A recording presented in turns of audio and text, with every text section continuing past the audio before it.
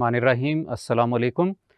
Dear students, today we are going to start transport in plants और इसके अंदर different mechanisms हम पढ़ेंगे related to transport of water, minerals and then food. सबसे पहले हम चलेंगे इसमें towards the uptake of water and minerals के प्लांट्स वाटर और मिनरल्स का अपटेक कैसे करते हैं, इसका सोर्स क्या होगा और उसके साथ साथ हम देखेंगे कि इसकी रिक्वायरमेंट क्यों होती है। तो अगर हम सबसे पहले प्लांट्स के न्यूट्रिएंट्स की तरफ आएँ तो plant needs 3 main nutrients along with light. Light को एक तरफ रख के प्लांट के 3 न्यूट्रिएंट्स होंगे जिनमें नंबर 1 पर है carbon dioxide. Carbon dioxide is required for photosynthesis और फोटोसिंथेसिस के लिए आप पढ़ते हैं कि this CO2 is obtained from the atmosphere और एटमॉस्फेयर से वो स्टोमेटा के थ्रू मेसोफिल सेल्स तक पहुंचती है। Second important nutrient is water.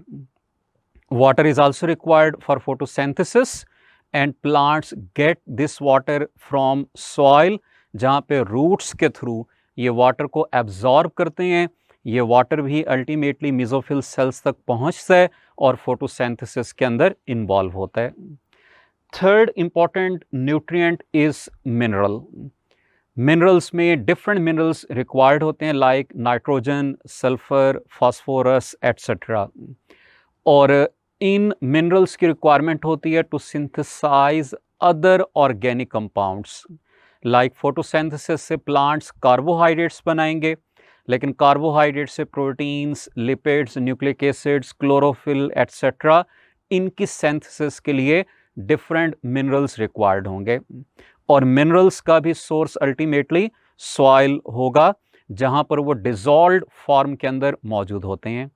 एक चीज़ आपने याद रखनी है कि किसी भी मिनरल को जो प्लांट एब्जॉर्ब करता है, it usually absorbs in dissolved form. तो इसीलिए ये मिनरल और वाटर सॉल्यूशन की फॉर्म में प्लांट के अंदर एंटर होंगे और एक से दूसरे पार्ट की तरफ ट्रैवल करेंगे। सो ये 3 बेसिक न्यूट्रिएंट्स हैं which are required by the plants. अब इनमें से हमारा मेन फोकस वाटर और मिनरल्स पर होगा कि इनका अपटेक कैसे होगा और किस तरह से ये लीव्स तक ट्रैवल करेंगे। तो हम चलते हैं नेक्स्ट प्रोसेसेस की तरफ कि इन मिनरल्स के और वाटर के अपटेक के अंदर कौन कौन से प्रोसेसेस इन्वॉल्व होते हैं। पहली चीज़ तो आपने ये याद रखनी है कि it will involve both passive and active processes. Active processes में अल्टीमेटली एक्टिव ट्रांसपोर्ट आ जाएगी और इसी तरह से और मैकेनिज़म्स आएंगे, जबकि पैसिव ट्रांसपोर्ट के अंदर डिफ्यूजन, ऑस्मोसिस, ये प्रोसेसेस आएंगे। वाटर के बारे में आपने ऑलरेडी पढ़ा हुआ है कि वाटर की जो भी मूवमेंट होगी सेल्स से दूसरे सेल्स तक, it is always through the process of osmosis. तो हमारा फोकस यहाँ पर मेनली मिनरल्स के ऊपर होगा कि मिनरल्स का जो अपटेक है उसमें कौन कौन से प्रोसेसेस इन्वॉल्व होंगे। इन प्रोसेसेस की लिस्ट के अंदर एक तो आपने याद रखना है डिफ्यूजन को, कि some of the minerals will be in higher concentration in the soil, जहाँ पे वो उस हायर कंसंट्रेशन से लोअर कंसंट्रेशन यानी within the plant cell move करेंगे by the process of diffusion. इसी तरह से another process that is involve is facilitated diffusion. इसमें भी मूवमेंट हायर कंसंट्रेशन से लोअर कंसंट्रेशन की तरफ होगी, but it will be through carrier proteins. Carrier proteins इसमें इन्वॉल्व होंगी। इसी तरह से another process that is involve is active transport. Active transport उन मिनरल्स के लिए इम्पॉर्टेंट होगा जिनकी ऑलरेडी प्लांट के अंदर कंसंट्रेशन ज़्यादा है, but they are still needed by the plant. और ये मिनरल्स मूव करेंगे from low concentration to high concentration by the use of energy, और इसमें भी कैरियर प्रोटीन्स इन्वॉल्व होंगी। इस प्रोसेस को हम कहेंगे एक्टिव ट्रांसपोर्ट। इसी तरह एक और प्रोसेस जो यहाँ पर इन्वॉल्व होता है that is bulk transport. Bulk transport में क्या होगा कि multiple molecules of a substance in dissolved form along with water will enter into the plant cell, और इसी तरह से बल्क की फॉर्म में ये एक से दूसरी जगह मूव करते जाएंगे। This form of the transport mechanism is called bulk transport. तो ये वो प्रोसेसेस हैं जो इस अपटेक के अंदर, ट्रांसपोर्टेशन के अंदर आप डिफरेंट लेवल्स पर पढ़ेंगे जो कि इन्वॉल्व हो रहे होंगे। इसी तरह से नेक्स्ट अब हम चलते हैं स्ट्रक्चर्स की तरफ कि प्लांट के अंदर, इस अपटेक के अंदर और ट्रांसपोर्टेशन के अंदर स्ट्रक्चर्स कौन कौन सी इन्वॉल्व होंगी।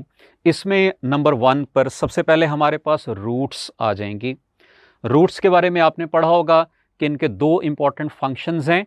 नंबर 1 एनकरेज, किसी भी प्लांट को ज़मीन में गाड़ के रखना, और इसी तरह से सेकेंड इज एब्जॉर्प्शन। एब्जॉर्प्शन के अंदर ये रूट्स इन्वॉल्व होती हैं। Other than multiple other functions के अलावा और भी कई इनके फंक्शंस होंगे, लेकिन ये 2 मेन फंक्शंस हैं रूट्स के, एनकरेज और एब्जॉर्प्शन। रूट्स के बारे में आपने पढ़ा होगा कि they have hair like structures, जिनको हम रूट हेयर का नाम देते हैं। और रूट हेयर एक्चुअली हैं क्या? These are epidermal extensions of the sales.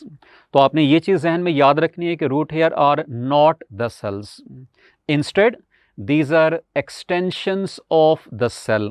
और किन सेल्स की एक्सटेंशंस होंगी? एपिडर्मल सेल्स की। इनका रोल क्या होगा?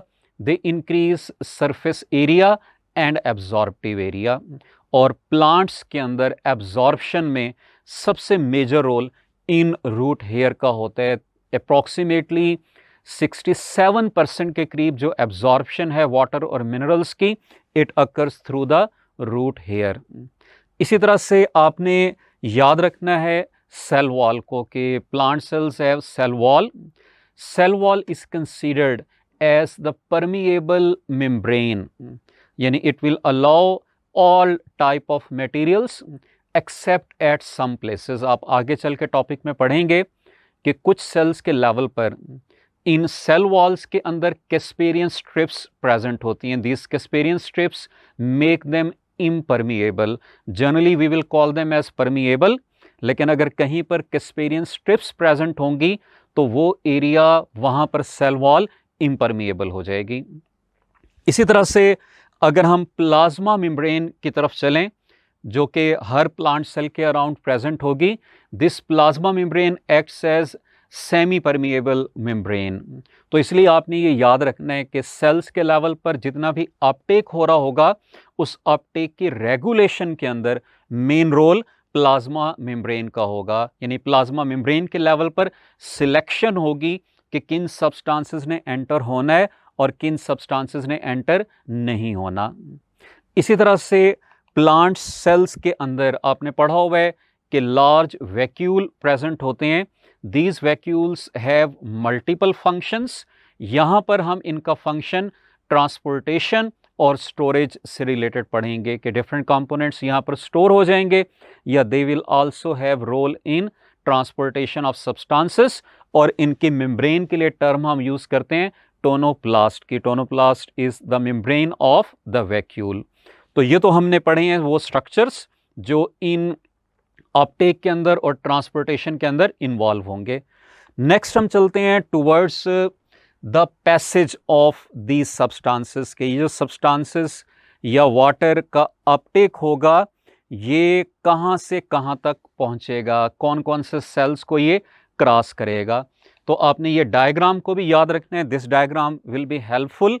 जैसे कि मैंने अभी कहा है कि हमारे पास वाटर और मिनरल्स का जो सोर्स है दैट इज सॉइल।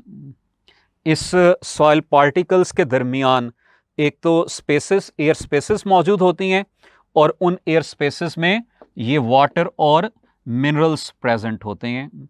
तो इसलिए हम यहाँ पर सोर्स में सबसे पहले सॉइल को लेंगे। Soil is the source of water and minerals.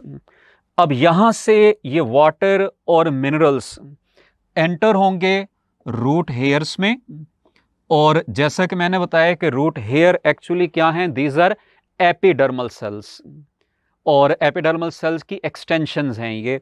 तो ये हमारे पास एपिडर्मल सेल्स प्रेजेंट हैं, और ये उनकी एक्सटेंशंस जिनको हम रूट हेयर का नाम दे रहे हैं। इन एपिडर्मल सेल्स से ये वाटर और मिनरल्स ट्रांसपोर्ट होंगे कॉर्टेक्स के सेल्स की तरफ। तो ये नेक्स्ट एरिया जो हमारे पास आ जाएगा ग्रीन कलर में, that is of cortex. So ये वाटर मिनरल्स इन कॉर्टेक्स के सेल्स तक पहुंचेंगे। कॉर्टेक्स के सेल से next they will enter into the endodermis. So ये हमारे पास एंडोडर्मल एरिया आ गया। These will enter into the endodermis. Endodermis से नेक्स्ट ये सॉल्यूशन पहुंचेगा पेरिसाइकल में। ये नेक्स्ट एरिया पेरिसाइकल का है। और पेरिसाइकल से आगे ये अल्टीमेटली एंटर हो जाएंगे जाइलम के अंदर। जाइलम वेसल्स प्रेजेंट होंगी।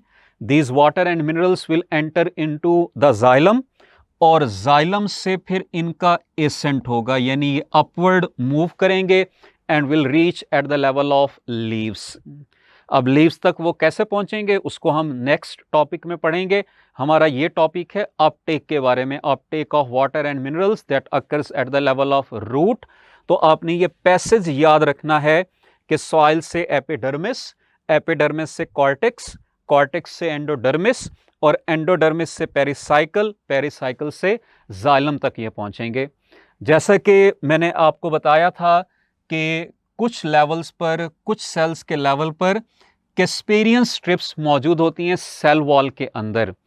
और यहां पर आपने याद रखना है कि these endodermal cells are the cells which have Casparian strips. और यहां पर जो सेल वॉल है it will become impermeable for the passage of these substances.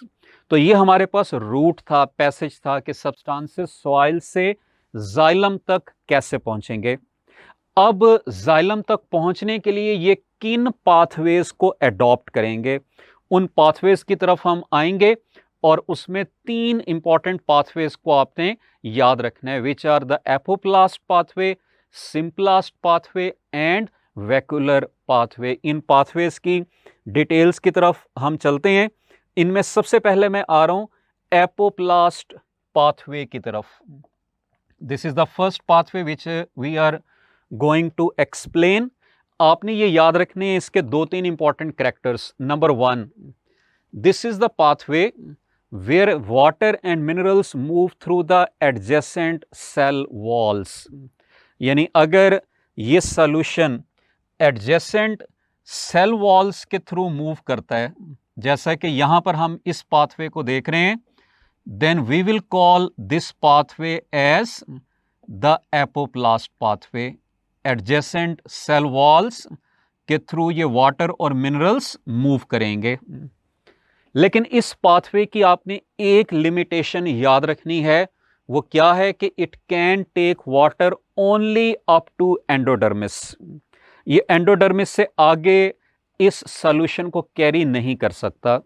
और क्यों नहीं कर सकता उसकी रीजन हमने अभी पढ़ी थी कि इन एंडोडर्मल सेल्स के लेवल पर वाटर बैरियर्स प्रेजेंट होते हैं जिनको हम कहते हैं Casparian strips, which are actually made up of lipids. और इन लिपिड्स को वाटर क्रॉस नहीं कर सकता, तो इसलिए हम कहते हैं कि ये जो एपोप्लास्ट पाथवे है ये एंडोडर्मिस के लेवल पर डिसकंटिन्यू हो जाएगा। It can not take water up to xylem. दूसरा पाथवे हमारे पास है सिंप्लास्ट पाथवे। सिंप्लास्ट पाथवे हम उस पाथवे को कहेंगे जहां पर वाटर और ये मिनरल्स मूव करेंगे थ्रू प्लाज्मोडिस्मेटा। अब प्लाज्मोडिस्मेटा हम किनको कहते हैं? दीज आर प्रोटोप्लाज्मिक और cytoplasmic extensions of the cell. यहां पर हम इस पाथवे को भी देख लेंगे, दैट इज सिंप्लास्ट पाथवे। हमारे पास इसकी रिप्रेजेंटेशन यहां पर ये इस फॉर्म में मौजूद है। अब आपने ये याद रखना है कि ये जो स्ट्रक्चर है जो दो एडजेसेंट सेल्स के दरमियान में मौजूद है, जिसको हमने कहा है कि this is a cytoplasmic extension, इसको हम कह रहे हैं प्लाज्मोडिस्मेटा। और इस प्लाज्मोडिस्मेटा के लेवल पर सेल वॉल नहीं होती। अब इसलिए आप कह सकते हैं कि इन दोनों सेल्स के दरमियान प्लाज्मोडिस्मेटा के लेवल पर सिर्फ सेल मेम्ब्रेन प्रेजेंट होगी। नॉर्मली तो एक सेल के दूसरे सेल के दरमियान सेल वॉल होती है, लेकिन प्लाज्मोडिस्मेटा के लेवल पर ये दोनों सेल्स डायरेक्टली कनेक्टेड होंगे थ्रू द प्लाज्मा मेम्ब्रेन, यहाँ पर ये कनेक्शंस प्रेजेंट होंगे। अगर ये वाटर और मिनरल्स इन प्लाज्मोडिस्मेटा के थ्रू मूव करते हैं from one cell to another cell, then we will call this as simplest pathway, and this simplest pathway can take water up till xylem, यानी इसकी as such कोई discrepancy नहीं है। This pathway is beneficial and this is the pathway which can take water up till xylem vessels। तो ये हमारे पास second pathway था, that is the simplest pathway। Third is the vacuolar pathway. अब जैसा कि इसके नाम से हमें पता चल रहा है कि इसमें वैक्यूल या आप कह सकते हैं कि टोनोप्लास्ट इन्वॉल्व होगी। टोनोप्लास्ट मैंने बताया कि this is the membrane of the vacuole. इस पाथवे की भी एक डिस्क्रिपेंसी है। एक तो आपने ये याद रखना है कि this pathway occurs in negligible form, बहुत कम ट्रांसपोर्टेशन इस पाथवे के थ्रू होती है। और इसकी डिस्क्रिपेंसी क्या है कि ये इन बाकी दोनों पाथवेज के ऊपर डिपेंडेंट होता है। यानी ऐसा तो हो नहीं सकता कि एक प्लांट सेल का वैक्यूल दूसरे प्लांट सेल के डायरेक्ट कनेक्शन में प्रेजेंट हो, दिस इज नॉट पॉसिबल। अब इसीलिए जब इन सब्सटेंसेस ने एक वैक्यूल से दूसरे वैक्यूल में जाना होगा तो या तो ये फॉलो करेंगे एपोप्लास्ट पाथवे यानी सेल वॉल के थ्रू, या ये फॉलो करेंगे सिंपलास्ट पाथवे यानी प्लाज्मोडिस्मेटा के थ्रू। तो इसलिए हम कहते हैं कि vacuolar pathway will be dependent either on the apoplast pathway और ऑन द सिंपलास्ट पाथवे। और जैसा कि मैंने बताया कि ये बहुत कम लेवल पर, लो लेवल पर ये प्रोसेस या ट्रांसपोर्टेशन हो रही होती है। तो ये आपके पास जो तीसरा मैकेनिज्म मौजूद है, इसको इस एरो से हमने रिप्रेजेंट किया हुआ है। This is the vacuolar pathway, यानी अगर वैक्यूल टू वैक्यूल ये ट्रांसपोर्टेशन होती है, और मैंने बताया कि वैक्यूल टू वैक्यूल का मतलब है कि it will be dependent on the symplast और एपोप्लास्ट, तो हम इसको नाम देंगे वैक्यूलर पाथवे का। सो तीनों पाथवेज का अल्टीमेट डेस्टिनेशन क्या होगी? That will be the xylem. और ये तमाम पाथवेज कैरी करेंगे सब्सटेंसेस को जाइलम तक, और जाइलम के अंदर ये सब्सटेंसेस कैसे अपवर्ड मूव करेंगे इसको हम नेक्स्ट टॉपिक में पढ़ेंगे, that will be of ascent of sap. So ये हमारी तमाम डिटेल्स थी about the uptake of water and minerals. Now let's move towards few practice questions, ताकि आपको आइडिया हो कि इन टॉपिक में से कौन कौन से क्वेश्चंस किस तरह पूछे जा सकते हैं। क्वेश्चन नंबर 1 आपके सामने है, all of the following act as plant nutrient except alpha carbon dioxide, ये न्यूट्रिएंट है for the synthesis of carbohydrate. Beta water, ये भी न्यूट्रिएंट है for the synthesis of carbohydrates. Minerals for different organic compounds. Oxygen does not act as the nutrient, तो इसलिए इस question का correct answer delta होगा यानी ऑक्सीजन।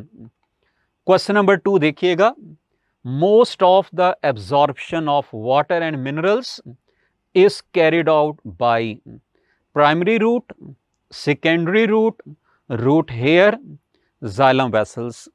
तो जाइलम वेसल्स का तो हमें पता है कि ये डायरेक्टली अपटेक के अंदर इन्वॉल्व नहीं होती, अपटेक में रूट और रूट हेयर इन्वॉल्व होंगे।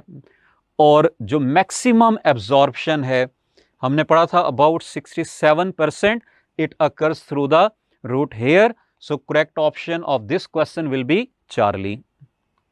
क्वेश्चन नंबर 3 देखिएगा, Casparian strips are found in cells of epidermis, cortex, endodermis, pericycle.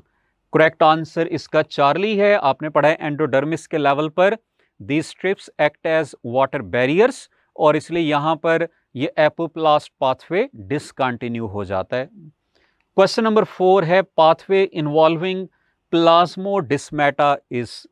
Apoplast pathway आपने पढ़ा है कि it involves cell wall. Symplast pathway involves प्लाज्मोडिस्मेटा।